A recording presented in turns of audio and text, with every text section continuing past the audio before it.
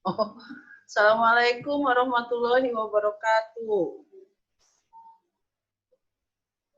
Ya, anak-anakku sekalian, kelas 12 IPS, selamat berjumpa dengan Ibu. Mata pelajaran geografi masih tetap dipegang oleh Ibu, walaupun kita berjumpa melalui aplikasi Zoom. Ya, karena memang situasi dan kondisi masih belum memungkinkan kita untuk tatap muka di kelas.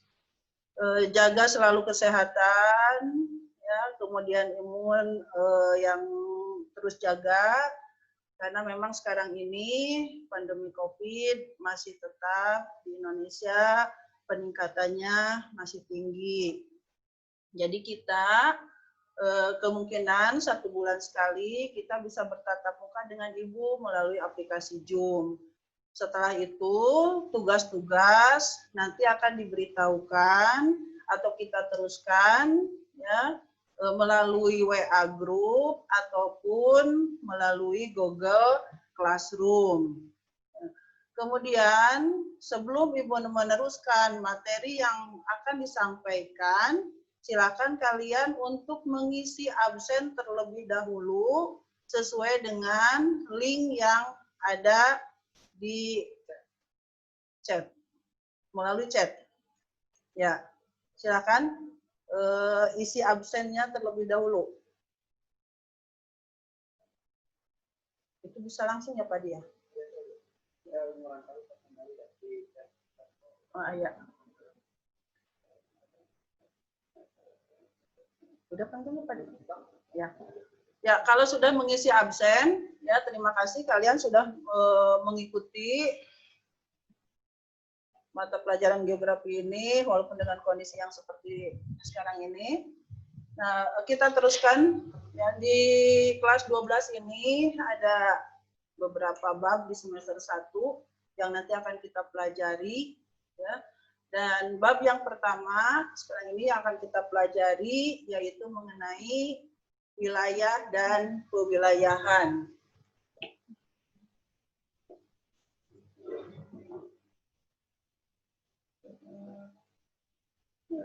Bisa kalian lihat, ini adalah bab 1 di kelas 12, wilayah dan perwilayahan.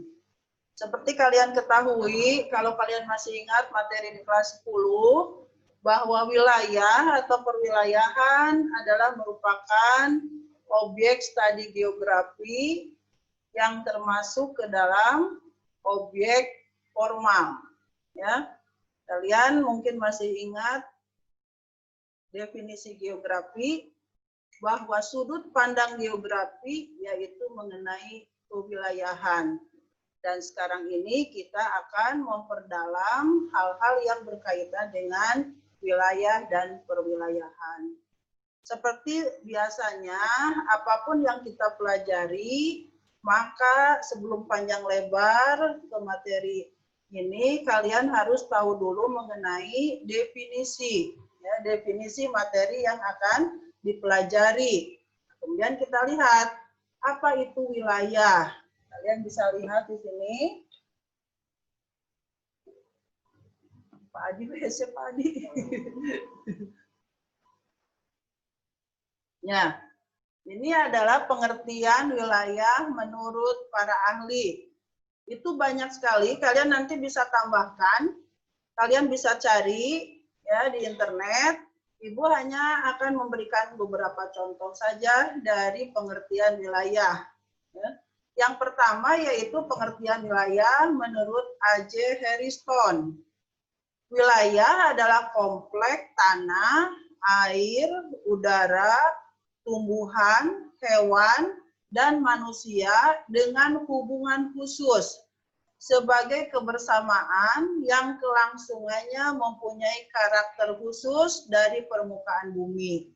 Jadi kalau dalam geografi yang namanya region atau wilayah itu pasti memiliki ciri khas, karakteristik.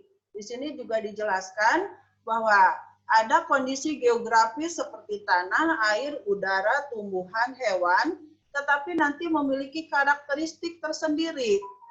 apakah itu jenis hewannya, jenis tumbuhannya. Nah, itulah yang dimaksud dengan wilayah, ya, menurut A.J. Harrison. Nah, sekarang kita lihat lagi menurut ahli yang lain. Apa yang dimaksud dengan wilayah? Nah, bisa dilihat dari slide berikutnya. Nah, ini menurut Taylor, bahwa wilayah itu adalah bagian dari permukaan bumi yang berbeda dan ditunjukkan oleh sifat-sifat yang berbeda dan ditunjukkan oleh sifat yang berbeda dari lainnya. Jadi, sekali lagi, jelas bahwa yang namanya wilayah dalam geografi tadi sudah Ibu jelaskan, yaitu nama lainnya region, pasti memiliki karakteristik. Pada dasarnya sama ya, tadi ahli yang tadi dengan Taylor juga sama, bahwa wilayah adalah pasti memiliki ciri khas, pasti memiliki karakteristik tersendiri. Bahkan wilayah ini ya pengertiannya itu sudah ada di dalam peraturan, sudah ada dalam undang-undang. Nah, kita lihat yang berikutnya, slide yang berikutnya. Nah, ini. Jadi sudah baku oleh pemerintah, sudah dibuat definisi wilayah, yaitu pada peraturan pemerintah nomor 47 tahun 1997. Dan ini definisi ini ada pada rencana tata ruang wilayah nasional. Apa wilayah menurut peraturan pemerintah? Menurut peraturan pemerintah nomor 47, wilayah adalah ruang yang merupakan kesatuan geografis beserta segenap unsur terkait padanya yang batas dan sistemnya ditentukan berdasarkan aspek administratif dan aspek fungsional. Barangkali definisi ini akan lebih mudah dipahami oleh kalian kalau tadi hanya menekankan pada karakteristik. Ya. Nah, kalau ini lebih lengkap lagi dalam peraturan pemerintah nomor 47, maka yang dimaksud dengan wilayah itu adalah sebuah ruang di mana di dalamnya ada kesatuan geografis. Apa kesatuan geografis itu? Yaitu ada unsur-unsur yang saling terkait di dalamnya. Ada tanah, ada air, ada udara misalnya, dan itu nanti ditentukan oleh batas, ya, batas tertentu. Sistemnya juga ditentukan. Bisa berdasarkan administratif, bisa juga berdasarkan fungsional. Contoh yang didasarkan pada administratif,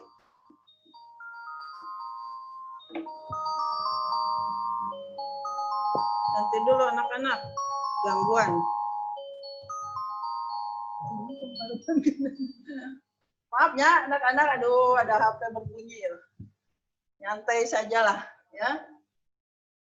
Sekali lagi, tadi sudah sampai mana? Sampai batas dan sistem ditentukan berdasarkan aspek administratif. Nah, nanti akan panjang lebar dijelaskan tentang ini, tapi Ibu akan memberikan contoh dulu ya. Yang dimaksud dengan aspek administratif, belum Pak Adi. Di antaranya adalah contoh misalnya provinsi, itu aspek administratif. Tetapi kalau aspek fungsional, wilayah berdasarkan fungsinya. Contohnya misalnya hutan lindung. Nah, itu berdasarkan fungsinya wilayah. Tapi kalau administratif sesuai dengan batas-batasnya, ada pemerintahannya. Nah, itu ya ada luasnya berapa gitu. Nah, itu mengenai wilayah. Jadi Ibu berharap untuk definisi ini kalian harus hafal ya, dan juga harus bisa dipahami. Untuk tambahannya, untuk definisi ini, nanti kalian bisa cari di internet. Jadi sebenarnya banyak definisi wilayah yang didasarkan oleh para ahli. Nah, ini diberikan contoh, dan yang paling baku adalah yang ada pada peraturan pemerintah nomor 47. Dan itu yang Ibu harapkan supaya kalian bisa hafal dan juga bisa paham. Nanti kalau kita ketemu di kelas, ya mudah-mudahan COVID segera berlalu, Ibu akan tes seorang-seorang ya untuk supaya bisa hafal mengenai pengertian wilayah berdasarkan peraturan pemerintah nomor 47 tahun 1997. Nah, berikutnya kita teruskan ya materinya. Nah, itu untuk definisi. Untuk berikutnya, silakan kalian lihat slide berikutnya. Ya. Nah, tadi dijelaskan bahwa wilayah adalah sebuah ruang. Tentu saja kalian harus paham ya, apa itu ruang. Kemudian wilayah ini berada pada tata ruang. Tadi peraturan pemerintah nomor 47 mengenai definisi wilayah itu juga ada pada pola tata ruang. Nah, sekarang apa yang dimaksud dengan tata ruang? Tata ruang adalah wujud struktural dan pola pemanfaatan ruang, baik yang direncanakan maupun yang menunjukkan adanya hierarki dan keterkaitan pemanfaatan ruang. Ya, salah satu contohnya pemanfaatan ruang yang direncanakan adalah ketika kita akan memindahkan ibu kota negara Indonesia dari Jakarta ke Kalimantan.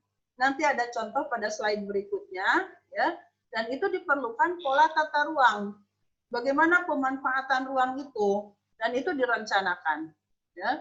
Tetapi tata ruang juga atau ruang itu sendiri atau wilayah itu berdasarkan fungsinya juga didasarkan pada perencanaan.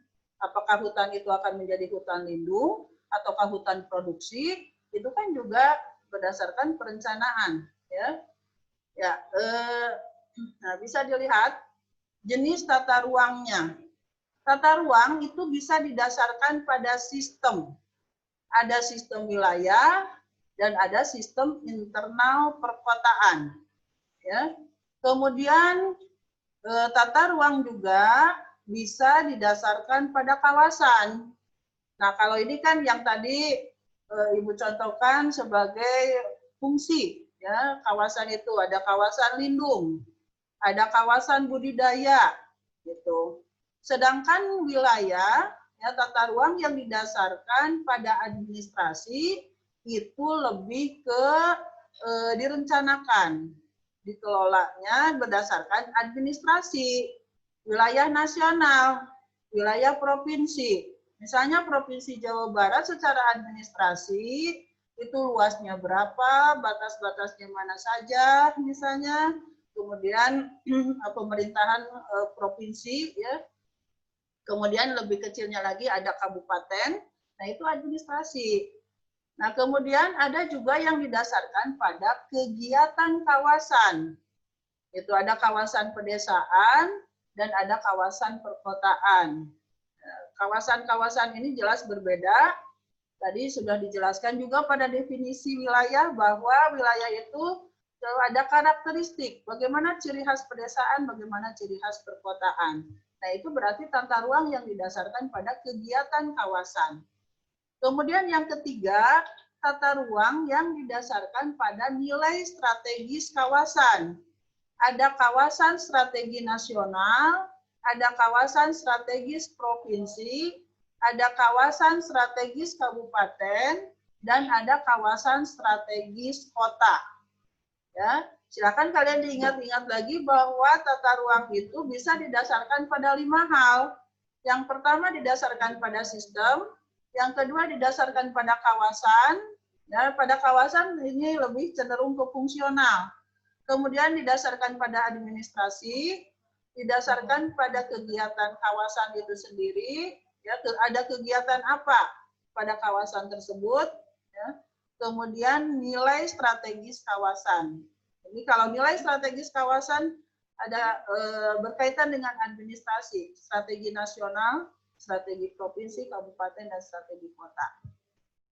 Nah berikutnya mengenai wilayah kita lihat, ya, slide berikutnya. Nah ini tujuan dulu, tujuan dari tata ruang. Ya. Sebelumnya Pak Dik, maaf. Ya, belum bukan.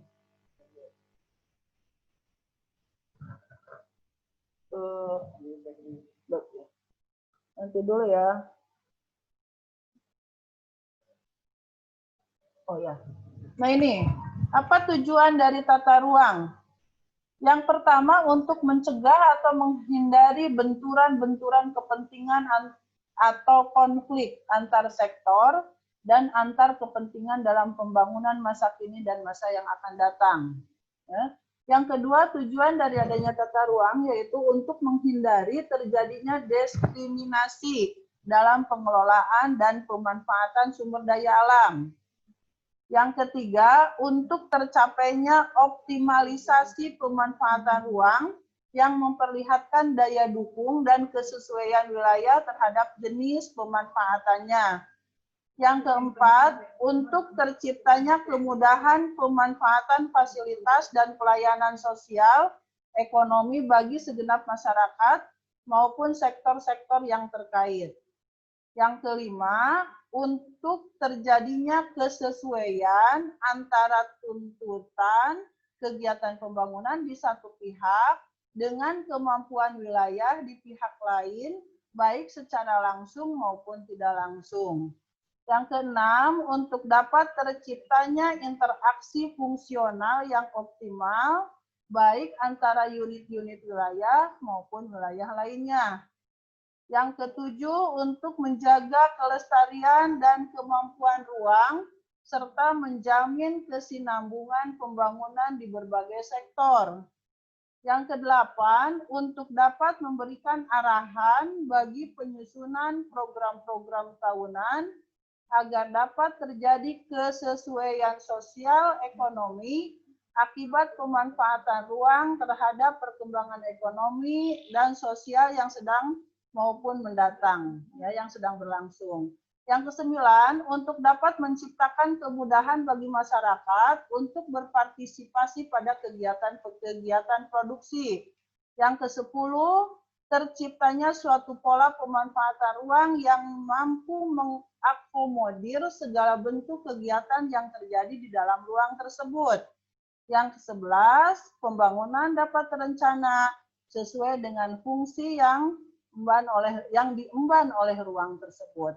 Ya, jadi tadi sudah ada gambaran sedikit bagaimana tata ruang ini ya misalnya diteliti gitu. Artinya ketika kita melihat sebuah ruang atau wilayah, maka sejauh mana fungsinya, sejauh mana pemanfaatannya ya untuk kelangsungan hidup masyarakat, kemudian supaya tetap lestari dalam pemanfaatan sumber daya alam, itu diperlukan pemikiran gitu, sehingga tidak berdampak pada lingkungan, nantinya akan membahayakan lingkungan. Nah, itulah fungsinya dari tata ruang, terutama di kota-kota besar. Ya, salah satu contohnya, ketika para ahli meneliti tentang Jakarta sekarang ini yang banyak sekali permasalahan, kemudian pada akhirnya muncullah ada rencana, karena memang sudah sulit, nampaknya sudah sangat sulit untuk bisa diperbaiki. Ya, diperbaiki dalam arti misalnya bagaimana supaya tidak terus banjir, ya, kemudian kepadatan penduduk yang menimbulkan kriminalitas. Jadi sudah over kapasitas kalau bisa dikatakan seperti itu. Makanya pada akhirnya ya setelah diteliti, dianalisa, nampaknya akan lebih baik jika ibu kota ini mendingan juga dipindahkan saja, dan rencananya akan dipindahkan ke Kalimantan. Ini adalah contoh bagaimana tata ruang untuk melihat bagaimana pemindahan ibu kota Jakarta. Tadinya tadi. Nah ini, desain tata ruang ibu kota Indonesia. Lokasi ibu kota di Kalimantan Timur, kalian bisa lihat di sini pada peta ini. Nah ini daerah wilayah Kalimantan Timur, dan ini perencanaannya. Siap-siap kalian pindah ke Kalimantan Timur biar jadi jalma di Kalimantan Timur, biar sukses nih. Mau ada pembangunan yang besar-besaran untuk membangun ibu kota. Yang pertama ini berdasarkan desain tata ruang, ya. Di sini katanya ada Danau Pancasila. Kemudian direncanakan di sini ada kebun botani, pemukiman-pemukiman berada di sini. Ini adalah areal bisnis, komersial. Nanti pusat pemerintahannya di sini, ya. Dan di sini daerah diplomatik. Nah ini nanti ibu kota ini akan pindah ke sini. Dan nanti tentu saja ini akan mengalami perkembangan yang pesat di sini. Ini hanya rencana untuk sementara berdasarkan tata ruang seperti ini.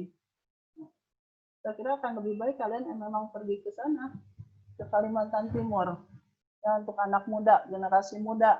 Gitu. Nah berikutnya, nah ini jenis wilayah. Jenis wilayah ya, ada formal, uniform, dan homogen. Wilayah yang bercirikan kesamaan area yang ditandai dengan alam fisik, biotik, dan sosial. Kalian tahu arti dari homogen adalah sama. Jadi jika suatu wilayah memiliki ciri khas yang sama, apakah itu alam fisiknya, biotiknya, ataupun sosialnya, maka wilayah itu disebut wilayah formal, wilayah uniform, atau wilayah homogen. Misalnya wilayah berdasarkan kesamaan agama. Bisa kalian lihat peta persebaran agama di Indonesia. Itu kan berdasarkan sosial, ditandai dari sosial. Yang warna hijau itu adalah agama Muslim, Islam. Nah ini wilayah, ya wilayah yang wilayah homogen yang didasarkan pada sosial, yaitu kesamaan agama. Sekarang kita lihat yang didasarkan pada kesamaan fauna.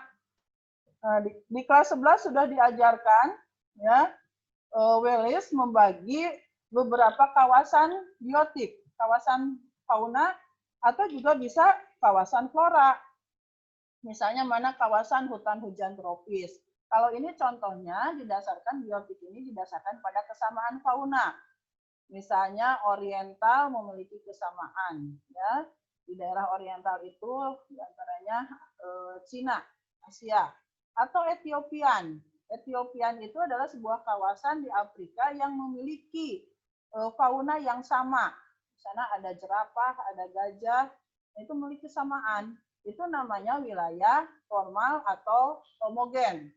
Nah, sekarang yang didasarkan pada iklim. Nah, ini kesamaan fisik. Contoh dari kesamaan fisik. Daerah-daerah yang 23,5 LU sampai 23,5 LS ini adalah wilayah yang dilalui garis khatulistiwa, memiliki kesamaan iklim, yaitu iklim tropis. Maka iklim tropis ini adalah contoh dari wilayah homogen. Ya. Jadi sekali lagi kita lihat contoh dari jenis wilayah yang disebut formal atau homogen. Yang pertama dari kesamaan fisik, contohnya kesamaan iklim, yaitu iklim tropis. Yang kedua, contoh dari kesamaan biotik, contohnya kesamaan fauna ataupun kesamaan flora. Yang ketiga, contoh dari sosial, yaitu adanya kesamaan agama. Nanti kalian bisa cari contoh yang lain. Jadi banyak contoh-contoh yang lain, tetapi orientasinya di sini, ya contoh-contoh ini. Ya, kemudian jenis yang berikutnya dari wilayah, ya, kalau ini homogen, pasti yang berikutnya ada wilayah yang, nah ini, wilayah fungsional ya, bukan pink. Fungsional atau nodal atau heterogen. Kebalikan dari homogen kan heterogen. Yang bagaimanakah jenis wilayah yang heterogen? Wilayah yang heterogen adalah wilayah yang dicirikan dengan kegiatan yang saling berhubungan antara beberapa pusat kegiatan secara fungsional. Jadi yang dilihat berdasarkan fungsinya. Nah ini contohnya itu peta jaringan bus kota Semarang. Jadi di sini ada fungsi peta jaringan bus kota Semarang. Ini transportasi fungsinya. Peta tersebut memperlihatkan sebuah wilayah fungsional. Dalam satu peta terdapat persebaran shelter, jaringan jalan, rute bus, memiliki fungsi sendiri-sendiri dan saling berhubungan. Gitu. Nah, itu yang dimaksud dengan heterogen, lebih ke fungsional. Dan yang dicontohkan adalah jaringan transportasi, memiliki fungsi jaringan transportasi. Ada jalan, ada rute bus, ya, dan yang lainnya. Nah, berikutnya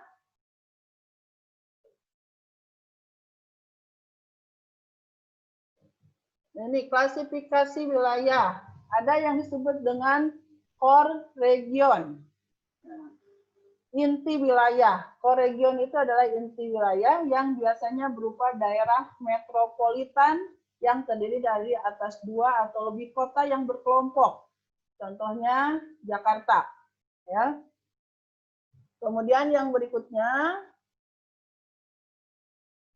development access, yaitu daerah yang menghubungkan 2 atau lebih core region, biasanya berupa jalur memanjang di koridor transportasi. Contohnya jalur transportasi yang menghubungkan kota Yogyakarta, Solo, dan Semarang. Kalau di daerah sekitar Jakarta itu ada yang disebut Jabodetabek, ya, Jakarta, Bogor, Tangerang. Nah, ini development access. Jadi menghubungkan core region satu dengan core region yang lain. Itu namanya development access. Kemudian yang berikutnya, klasifikasi wilayah yang disebut dengan resource pointer region.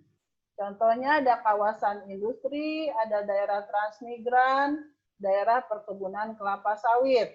Apa resource pointer region? Suatu wilayah baru yang mulai berkembang dan nantinya akan menjadi daerah produktif. Ya, daerah produktif. Itu intinya, ingat. Daerah ini biasanya terletak jauh dari core region. Contohnya daerah transmigrasi, kawasan industri, daerah perkebunan, dan yang lainnya. Ya, kemudian yang keempat, depressed region. Suatu daerah yang mengalami penurunan tingkat ekonominya dan daerahnya sulit untuk berkembang. Daerah ini biasanya tertekan secara sosial dan ekonomi, sehingga cenderung menjadi daerah yang tertinggal dibandingkan dengan daerah lainnya. Ada beberapa daerah di Indonesia yang termasuk dalam klasifikasi ini, depressed region, daerah-daerah pedalaman, ya, atau bahkan di daerah sekitar kota besar pun masih ada daerah yang disebut dengan depressed region, yaitu di sini contohnya Desa Gorowong, walaupun dekat dengan core region, tetapi tidak mampu mengikuti perkembangan sehingga masih tetap saja tertinggal. Apalagi kalau daerah-daerah pedalaman yang aksesibilitasnya memang sulit untuk bisa dijangkau. Ini dekat dengan Jakarta saja masih ada yang seperti ini. Tapi mudah-mudahan kalian bisa paham bahwa yang namanya depressed region adalah daerah yang mengalami penurunan tingkat ekonomi dan sulit berkembang. Ya, bisa karena aksesibilitasnya memang sulit untuk bisa dijangkau. Ya.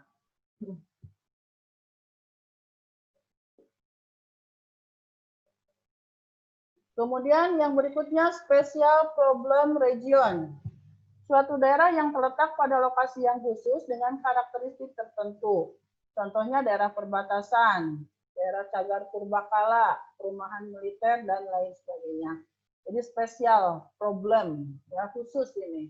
Contohnya perbatasan antara Indonesia dengan Timor Leste. Itu memiliki permasalahan-permasalahan. Itu ada daerah yang disebut daerahnya Atambua.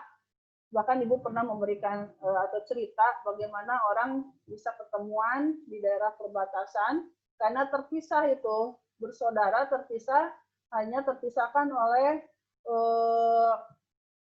gerbang ya di situ, ya, ada penjagaan. Jadi kalau mau ketemu daerah perbatasan, karena pada ada sejarah dulunya, ya akhirnya Timor Leste bisa merdeka, tetapi ada yang ke daerah Indonesia, ada yang ke daerah Timor Leste. Sehingga ini memiliki permasalahan perbatasan. Kemudian kalau di Kalimantan Utara itu Indonesia dengan Malaysia. Itu klasifikasi wilayah yang disebut dengan special problem region. Saya kira sudah sampai situ. Ya, paham tidak paham, kita tidak interaksi secara langsung. Silakan nanti kalian pelajari lagi lebih mendalam, ya. Kalian paham atau tidak, nanti akan dibuktikan dari tugas-tugas yang Ibu berikan. Tetap semangat, ya, tetap jaga kesehatan. Mudah-mudahan kita segera ketemu. Ya, kalau Ibu sih sudah sangat kangen pada kalian. Mudah-mudahan kalian juga kangen sama Ibu. Ya, silakan kalau ada yang mau komunikasi dengan Ibu diberi kesempatan. Bisa, Pak. Tadi. Tidak bertanya juga atau komunikasi atau mau bertanya juga enggak mengenai materi. Ya, silakan siapa? Angkat tangan. Melambaikan tangan kalau kalian tidak kuat. Tidak kuat. Mau bertanya? Aduh, ada ranteng dadah tuh, hei. Hei, halo. Absen, awas absen. Yuli, absen. Dina non tadi? Oh. Chat yang ada di Zoom, enggak? Oh, ayo tadi. Oh ya. Sekian saja, waktunya mau habis. Ya, mohon maaf. Kalau misalnya kalian ya pastilah kalau seperti ini kurang dipahami, kita juga sulit untuk bisa berkomunikasi ke depannya. Ya, Ibu berharap kalian lebih siap lagi ya dalam keadaan yang sehat. Tapi nampaknya nggak pada pakai seragamnya. Pakai seragam tuh awas jangan ada yang pakai kolor. Ya, ya terima kasih ya Ibu, mohon maaf. Ini mau habis waktunya. Ikuti terus ya pelajaran apapun, khususnya pelajaran geografi. Sekian dari Ibu. Terima kasih. Assalamualaikum warahmatullahi wabarakatuh.